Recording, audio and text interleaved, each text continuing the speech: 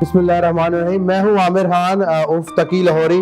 تو آج بڑی زبردست انٹرسٹنگ ٹاک شو میں لے کے آیا آپ کے پاس. چھوٹ جانے والا ٹاپک ہے کہ پاکستان اور بنگلہ دیش جب ہم اکٹھے تھے اور کیسا حالات تھا، اور پھر ڈاکا فال آیا، ہم نے بنگلہ دیش گوا دیا. ریکویسٹ کی حامد محمود صاحب سے جو میرے گیسٹ ہیں آج کے کہ ہم میرے ساتھ بیٹھے بات کریں، کیونکہ یہ الحمدللہ یہ غازی ہیں. یہ اس ٹائم پہ تھے، ان کو گورنمنٹ نے بلایا، یہ اس جنگ میں گئے.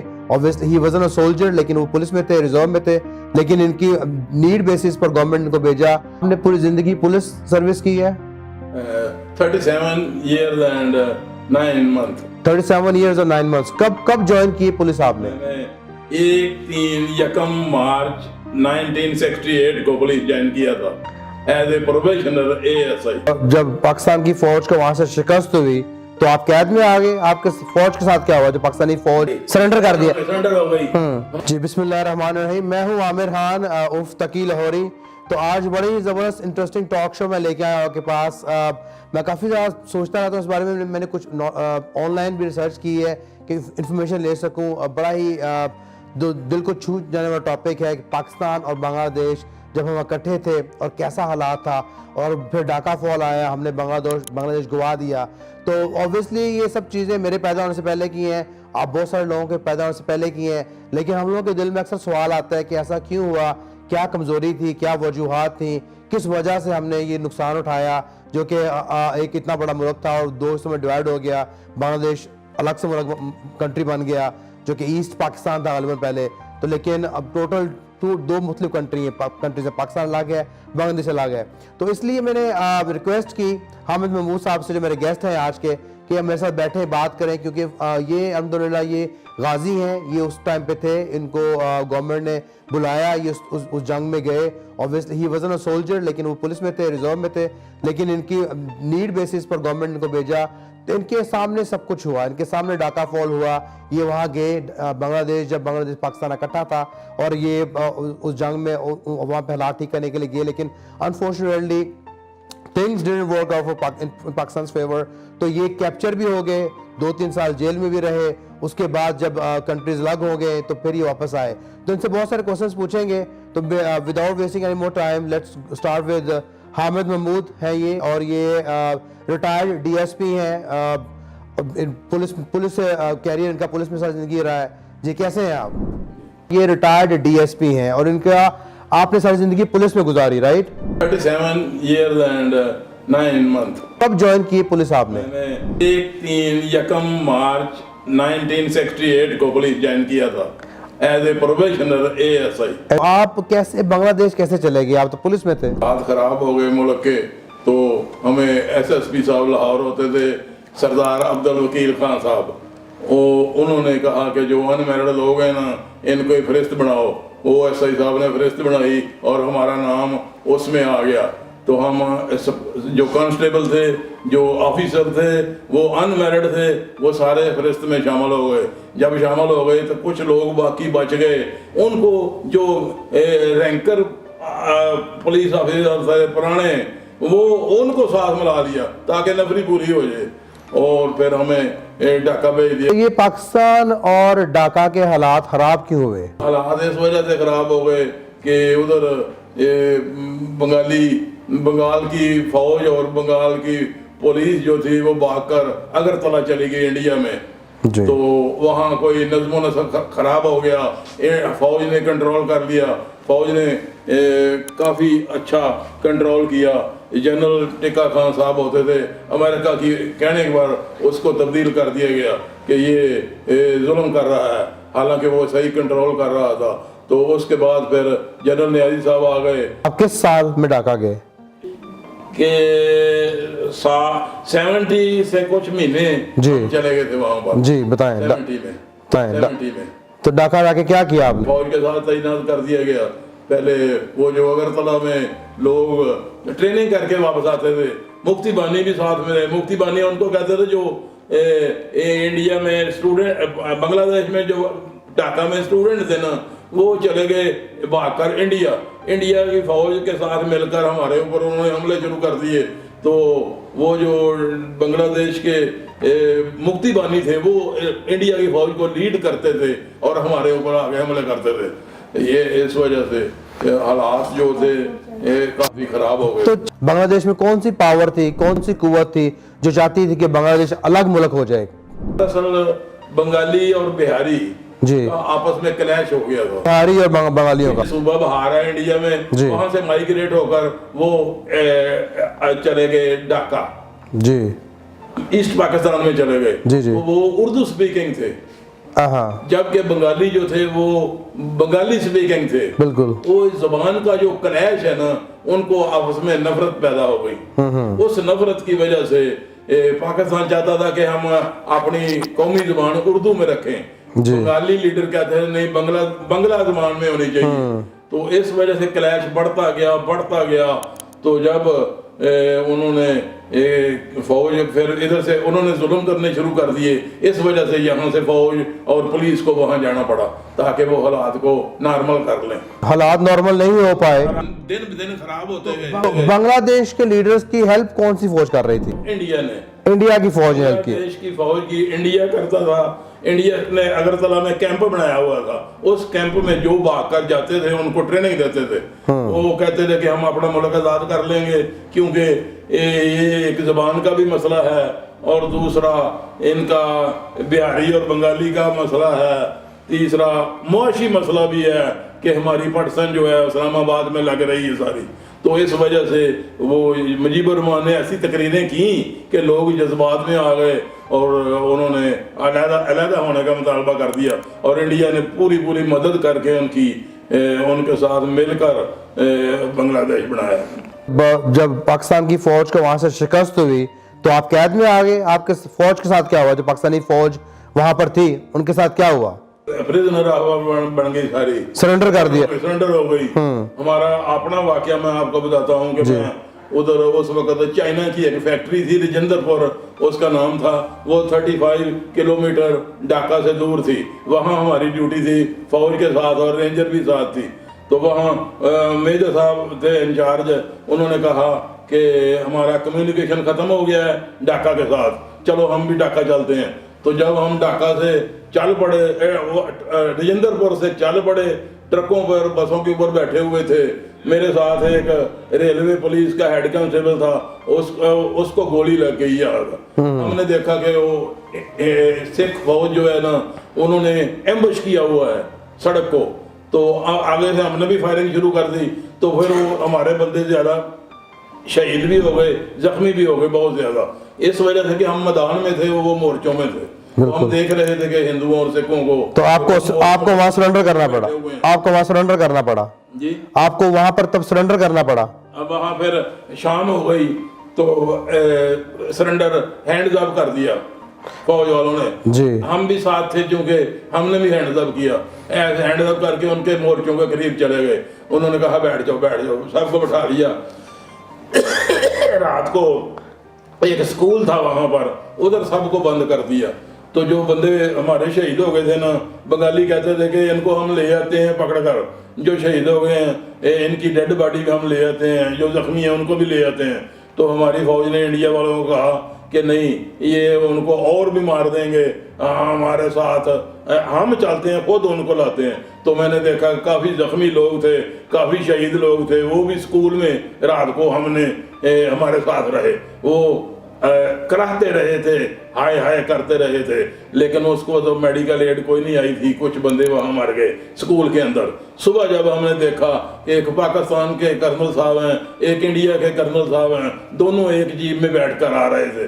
तो जब वो हमने उनको देख लिया तो हमने हमारे ज़हन में आ गया कि ढाका सरेंडर हो चुका है। उससे पहले हमें नहीं पता था ढाका सरेंडर हुआ है कि नहीं। किस साल की बात है ये? 1970 की बात है? कब की है? आप 70 में गए ढाका, राइट?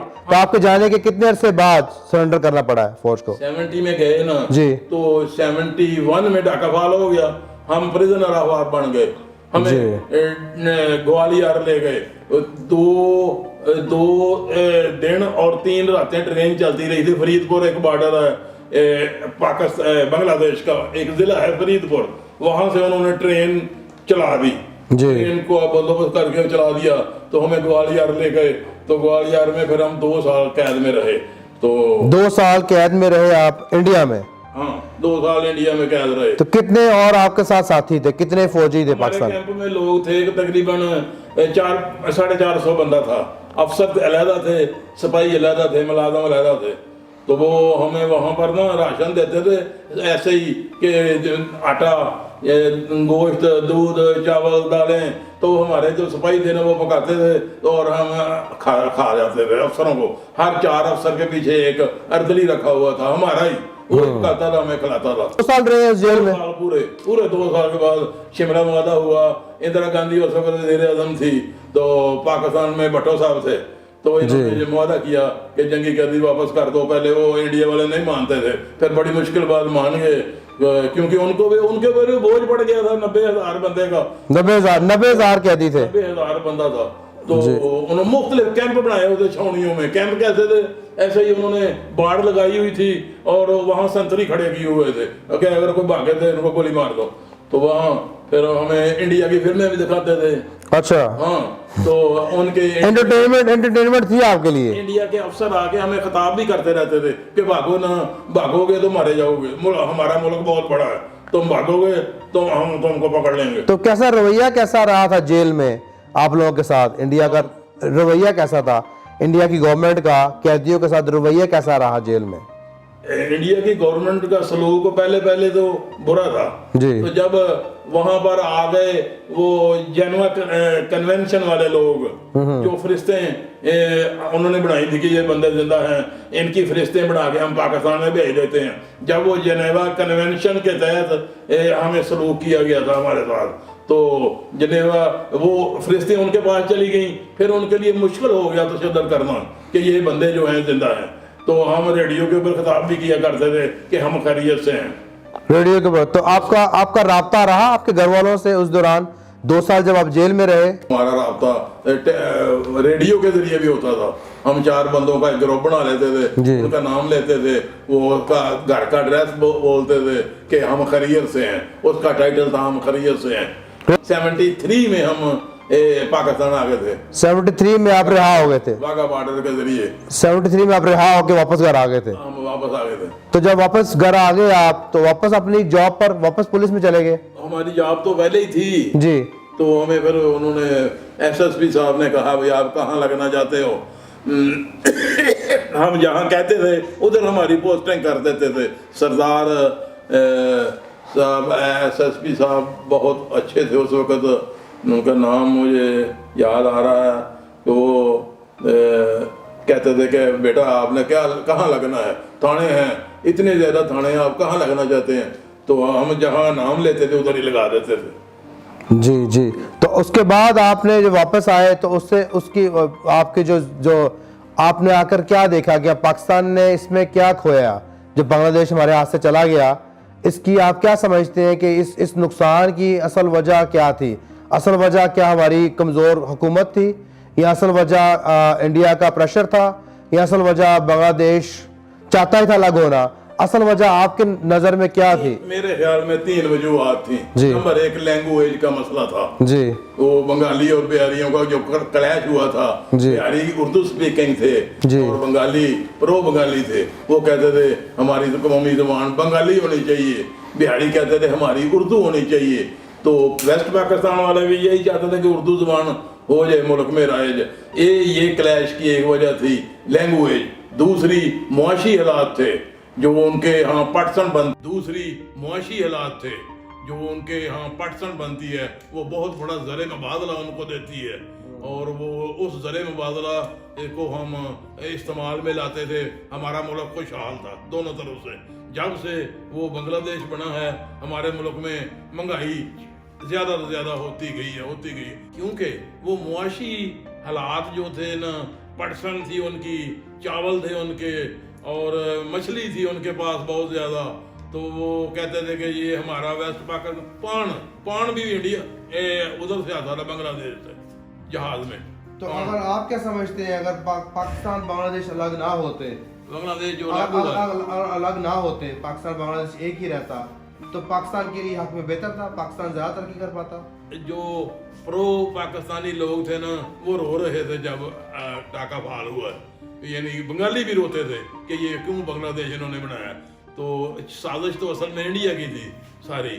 تو وہ بنگلہ دیش بڑھانا نہیں چاہتے تھے کئی لوگ, بہاری تو بالکل نہیں چاہتے تھے. اس کے علاوہ بنگالی بھی پرو پاکستان تھے, وہ میں نے دیکھا تھا رو رہے تھے کہ یہ انہوں نے کیا ظلم کر دیا ہے, بنگلہ دیش علیحدہ ملک بنا دیا ہے. تو بیسیکلی نقصان پاکستان کا ہوا ہے, لیکن بہت سارے بنگالی بھی یہ چاہتے تھے کہ ایسا نہ ہوتا, اکٹھے ہی رہتے. اگر اکٹھے رہتے تو میرے خیال میں اتنی مہنگائی نہیں ہونی تھی, ہم نے ترقی زیادہ کر جانی تھی, اور ہمارے پاس وسائل زیادہ سے زیادہ تھے جو ہم نے گنوا دیے بنگلہ دیش بننے کی وجہ سے.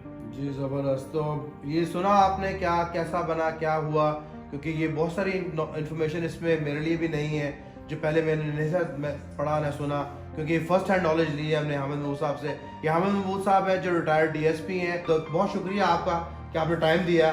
تو جاتے جاتے کچھ کہنا چاہیں گے آپ پاکستان کی عوام کو, کیا کہنا چاہیں گے, کیا سبق سیکھا آپ نے اس جنگ سے, کیا سبق سیکھا آپ نے اس پورے سینیریو سے جو ہم نے نقصان کھایا, اس کے بعد کیا بنا, تو اس بیس پر کچھ کہنا چاہیں گے آپ پاکستان کی عوام کو؟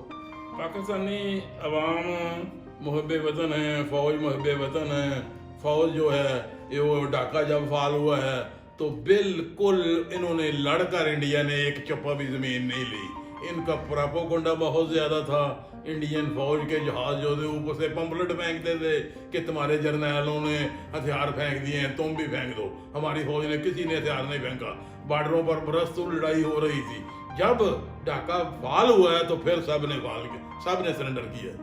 تو محبت پیار سے رہتے تو کوئی نقصان نہیں ہونا تھا. یہ جو دشمنی بڑھ گئی زبان کی وجہ سے, معاشی حالات کی وجہ سے, پھر سیاسی حالات بھی آ گئے. بھٹو صاحب نے کہا کہ ادھر ہم حکومت بنا لیتے ہیں, ادھر تم بنا لو, شیخ مجیب کو کہہ دیا. تو اس وجہ سے 3 فیکٹر تھے بنگلہ دیش بننے کی وجہ سے. بیسیکلی زبان ہے, لینگویج, دوسری معاشی حالات ہیں, تیسرے سیاسی حالات تھے. سیاسی حالات کی وجہ سے کھایا ہم نے یہ نقصان. اللہ کرے کہ گوئنگ فارورڈ ہم لوگ یونائٹڈ ہو کر رہ سکیں اور اپنا نقصان مزید کبھی نہ کریں بلکہ ترقی ہی کریں. تو اس کے ساتھ ہی ریپ اپ کرتے ہیں. آپ سے چاہیں گے اجازت, ان شاء اللہ تعالیٰ پھر کبھی ایسی نشست پہ بیٹھیں گے کسی اور انفارمیٹیو ٹاپک لے کر, کسی زیادہ ذہین آدمی کے ساتھ, اور سیکھیں گے اور آپ کو سکھائیں گے. اجازت دیں, اللہ حافظ.